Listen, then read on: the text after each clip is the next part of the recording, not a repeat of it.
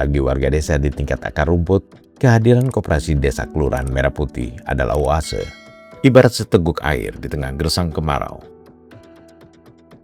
Bagaimana tidak, koperasi datang membawa program nyata untuk kedaulatan ekonomi desa. Nah, bagi orang-orang kecil yang hidup dari usaha harian di desa, ini adalah pembelaan konkret. Barang subsidi tak lagi melebihi harga yang seharusnya warga terima. Namun riuh dukungan warga desa ini mendadak bising oleh suara penolakan dari sudut lain. Bukan dari mereka yang berjuang memenuhi kebutuhan dapur sehari-hari, tapi dari segelintir mahasiswa, kelompok yang mengaku diri intelektual, dan barisan pengurus koperasi gaya lama. Jadi, kehadiran dari koperasi desa Kelurahan Merah Putih yang akan mereformasi kondisi sosial ekonomi masyarakat yang senjang, yang tereksploitasi, kemudian mereka itu dalam posisi tertindas. Ini tentunya banyak yang terganggu, dan kanal-kanal yang ingin menggagalkan dari koperasi desa Merah Putih ini tentunya sangat banyak.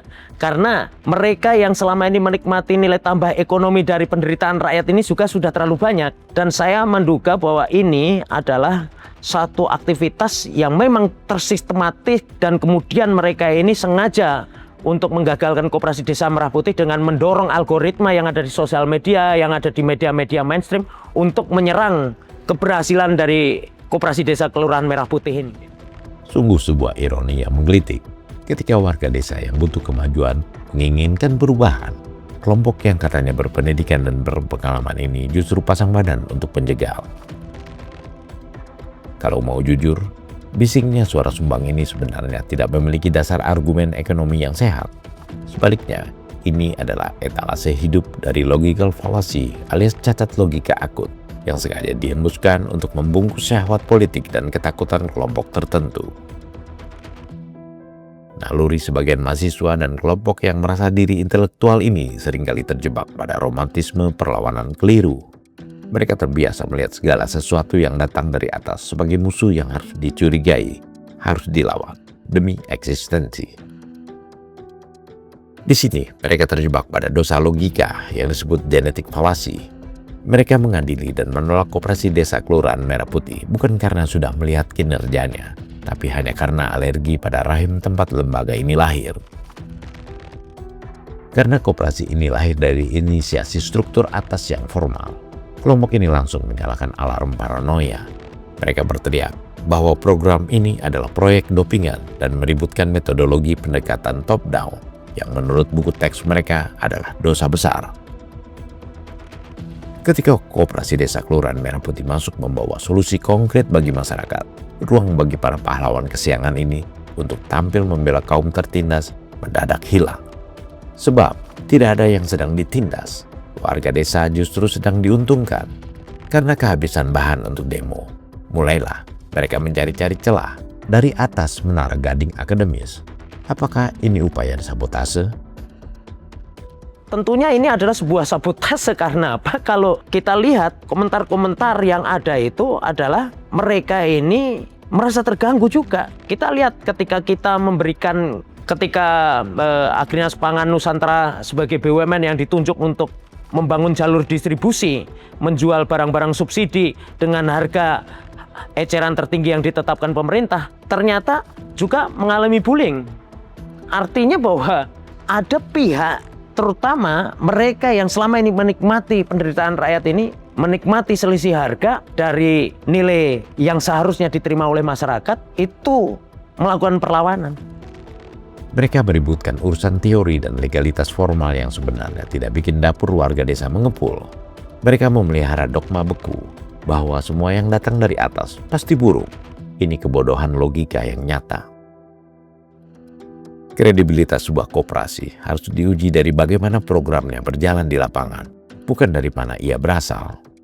Penolakan ini bukan demi kesejahteraan masyarakat, tapi demi memuaskan ego intelektual agar tetap terlihat kritis.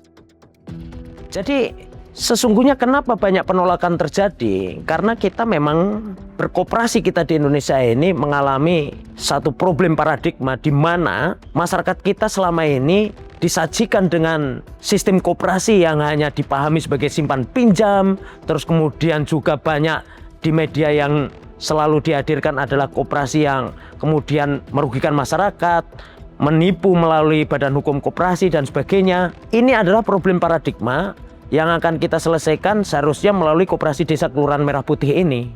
Kenapa? Karena kalau sudah masuk di dalam problem paradigma ini sulit sekali kita mengubahnya kalau tidak kita dekonstruksi dulu paradigmanya. Dan saya bisa memahami kenapa koperasi ini kemudian tidak dijadikan sebagai satu pemikiran dari teman-teman kelompok intelektual yang ada di kampus sebagai modul untuk menyelesaikan problem masyarakat.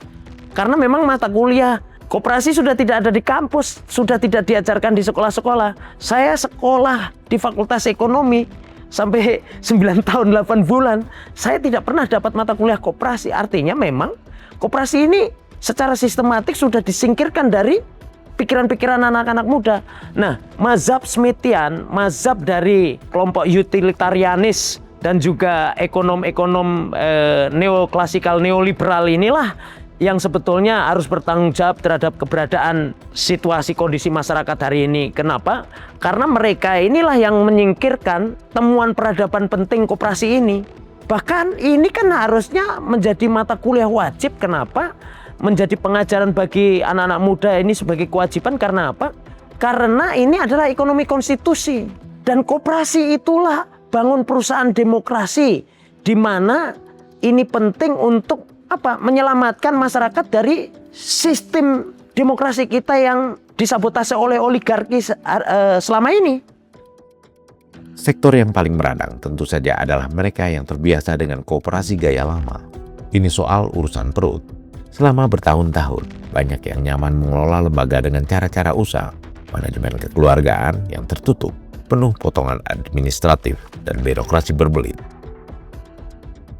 Di sini mereka menolak sebuah inovasi, bukan karena inovasi itu salah, tapi karena konsekuensi dari sistem baru tersebut akan menghancurkan lapak kenyamanan pribadi yang sudah mereka nikmati selama bertahun-tahun. Koperasi Desa Kelurahan Merah Putih datang mendobrak itu semua. Koperasi baru ini menawarkan efisiensi dan transparansi modern yang langsung membuat model kerja koperasi gaya lama terlihat purba dan tidak becus. Selama ini koperasi itu ternyata lebih banyak, ya Anda tahu sendiri, dalam konteks dipahami sebagai program pembinaan yang sebetulnya adalah pembinasaan. Kenapa saya katakan seperti itu? Karena koperasi ini dihancurkan hanya sebagai konsep seremoni, di mana koperasi ini selalu dijadikan program pemerintah tapi hanya untuk seremoni. Koperasi Desa Kelurahan Merah Putih ini tidak boleh lagi hadir sebagai seremoni. Karena apa? Karena masyarakat akan semakin jengah ketika pemerintah tidak bisa real menghadirkan apa yang harus diafirmasi untuk menjawab kebutuhan masyarakat. Paling penting hari ini ketika Koperasi Desa Kelurahan Merah Putih ini dikembangkan, paling utama adalah bagaimana menghadirkan manfaat. Itu kuncinya. Setelah hadir manfaatnya, maka masyarakat akan dengan mudah atau dengan sukarela untuk terlibat. Jadi keterlibatan masyarakat ini ke depan adalah dengan cara apa? Menghadirkan manfaat-manfaat yang penting itu. Seperti misalnya penyaluran barang-barang subsidi sesuai dengan HET atau harga eceran tertinggi yang ditetapkan oleh pemerintah yang selama ini tidak pernah terjadi, di mana masyarakat juga dirugikan. Kemudian bagaimana menghadirkan Koperasi Desa Kelurahan Merah Putih ini dalam fungsi off-taker untuk menyelesaikan problem masyarakat, di mana petani, terus kemudian para perajin, nelayan, dan kemudian peternak rakyat, petani rakyat, dan juga perajin rakyat ini selama ini mereka berada di dalam cengkeraman dan hisapan para rentenir dan tengkulak yang tidak bisa memberikan nilai tambah ekonomi yang layak untuk kehidupan mereka. Para pemburu rente ini tak ingin warga desa hidup layak. Mereka panik. Mereka tahu jika Koperasi Desa Kelurahan Merah Putih berjalan sukses, borok ulah lama mereka akan telanjang di depan mata publik. Lapak pengaruh yang mereka nikmati selama ini terancam runtuh. Mereka sengaja menyamakan kerusakan lapak pribadi sebagai kerusakan tata sosial warga desa. Alih-alih berbenah, mereka memilih jalur pintas, memprovokasi keadaan, membonceng idealisme mahasiswa yang naif, dan membangun narasi penolakan demi mengamankan pundi-pundi sendiri. Sangat menggelitik melihat bagaimana segelintir mahasiswa, kelompok intelektual Menara Gading, bisa bersekutu dalam narasi yang sama dengan pengurus koperasi gaya lama yang kolot. Dua kelompok yang jomplang secara gagasan ini mendadak kompak bersuara sumbang, kompak mengatasnamakan rakyat. Mereka alergi pada keteraturan dan sistem baru yang dibawa Koperasi Desa Kelurahan Merah Putih. Kelompok intelektual menyumbang narasi-narasi teoritis yang membingungkan, sementara pengurus koperasi gaya lama memanfaatkan jaringan sosial lama mereka untuk menyebarkan isu tersebut ke tingkat desa. Mereka memprotes hal-hal administratif atau merajuk karena kelompok mereka tidak dilibatkan seperti jajaran pengelola. Ego kelompok telah membutakan mereka dari kenyataan bahwa warga desa di bawah sebenarnya sangat membutuhkan program ini. Menentang Koperasi Desa Kelurahan Merah Putih bukanlah aksi intelektual heroik. Itu adalah potret nyata dari kesombongan akademis yang berkelindan dengan ketakutan oligarki kehilangan kenyamanannya.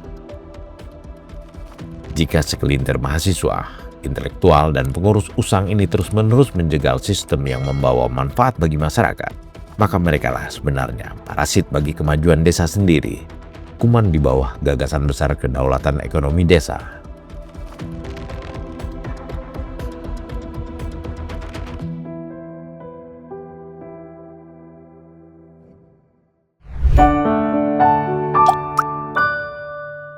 Men of our time.